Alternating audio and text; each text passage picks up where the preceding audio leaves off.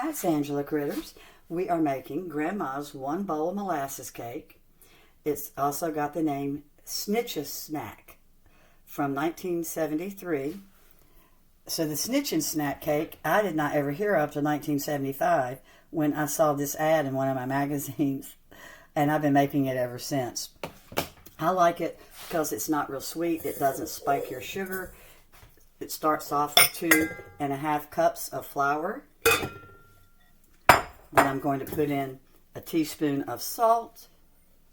I've got a teaspoon of baking soda and a teaspoon of cinnamon. So that's simple enough.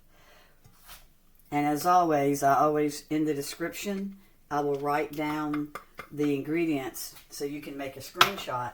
I also turn on closed captions so you can make screenshots, that way as well. So the first thing I'm going to do is I'm just going to mix up my dry ingredients real quick. And then I'm going to beat in my butter, my molasses. I've got 8 ounces of softened butter. It always has to be softened. And I have 1 room temperature egg that's going to go in it too. And it's so nice making one bowl cakes. Well, it's one bowl. I didn't have to have the bowls to show you my ingredients, of course. That's just for the video. They would have just gone straight into it. And then I'm going to put in my 1 room temperature egg. And I'm going to just lightly beat that on low. And also now comes my molasses and my egg. So I'm putting in all my wet stuff at the same time after I had mixed up the dry ingredients with just my spatula. It's the easiest cake to make. Actually, the hardest part's getting the molasses out of that cup. It really is. So that's going to take me a second. Hold on. Let me go ahead and turn that upside down. And it cooks in an 8x8 that I'm going to spray. And you turn it out after it cooks. You don't leave it in the pan. And it freezes great. You can ice it. The original glaze that I made was just lemon juice and Confectioners sugar. But I've also put a cream cheese icing on it, which is real good too. Some people just put plain Confectioners sugar and sprinkle that over the top. Alright, so I've got the cake beat, and you can still see a little bit of butter. That's okay. You always have been able to. My butter was so room temperature, it actually sat since overnight. A lot of cakes and things, actually, I think are almost better when the butter is still kind of in little pieces because it ends up melting all over the thing. But ever since I've made this cake, I could always see little bits of butter. And I beat it to death, hoping I couldn't. But then I was like, it always shows up, so why would I hide it from you? When my daughter and son were little, I made this so much I didn't even need the recipe. You saw how easy it is. So real quick again, it was 2.5 cups of flour. It didn't have to be sifted. You could use your gluten-free or whole wheat. 1 teaspoon of salt, teaspoon baking soda, teaspoon of cinnamon, and it was 8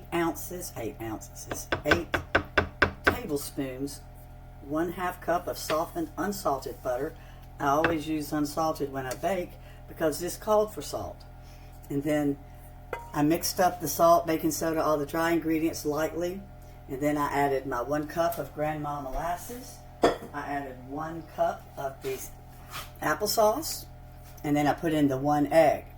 Oh, and guess what? We keep it real here.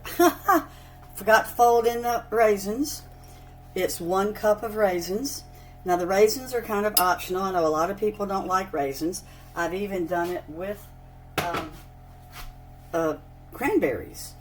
And I like the raisins in it. I think they're really good. And you know what's really funny? I don't like molasses. I love this cake. I wouldn't put molasses like on a pancake or dip a biscuit in molasses or anything. But it is so good in Grandma's one bowl applesauce cake. And then when my children were little, I wouldn't have done this because I didn't like them to have a lot of sugar. But my grandmother had told me about the topping that she put on her molasses cake, and she started making a molasses cake in the 20s. So this is just 1/4 cup of brown sugar. It's 2 tablespoons of white sugar with just a teaspoon of cinnamon. No butter. It's not like a crumb topping. It just sits on top. And it just gives it this real nice little kind of a crunch. Like I said, when my children were little, I wouldn't have put this on. They didn't need the sugar rush, but it really does give it something. And you just heard my oven go off at the 350 mark. And this freezes really well. I've got company coming next week, so I'm going to freeze it. I am not going to ice it until after I freeze it. I never ice a cake, if at all possible, before freezing, particularly because I'm going to put a cream cheese icing on this. It just doesn't freeze that well. So when you freeze it, you let it completely cool. Well, you know, you let your pan sit for 15 minutes with the cake in it. Then you take out your cake. Then you let it completely cool. And then I'm going to wrap it really, really good with press and seal. And then I put 1 bit of aluminum foil around that. And this is going in at 350, and I'll be right back. I have people working at my house, and my mind is not on my cooking. I don't think I sprayed the cake. I was supposed to spray it. So this cake may be staying in the pan. I just don't remember if I sprayed it or not. But I was supposed to have sprayed it and sprinkled a little bit of flour on it. So I saw my flour just now, and I realized, well, if I didn't sprinkle my flour on it, I must not have sprayed it either. But normally you do lightly spray it and then lightly flour it before you bake it, and it comes right out. So I think I am leaving this in the pan just to be safe. Well, my cake is out, and I'm going to set my timer for 15 minutes. And if at 15 minutes it starts coming apart from the sides, I may go ahead and dump it out. But I think I'm scared to. I'm going to rewind the video before I try to dump it out. I'm 99% sure I didn't spray it. So it'll lift out okay for the cake once it's frozen. This is the best cake. I think you'll love it. And just Google Grandma's 1-bowl applesauce cake, or you can look at my directions with the ingredients. Thanks so much for watching. I hope you enjoy this vintage cake. Bye-bye.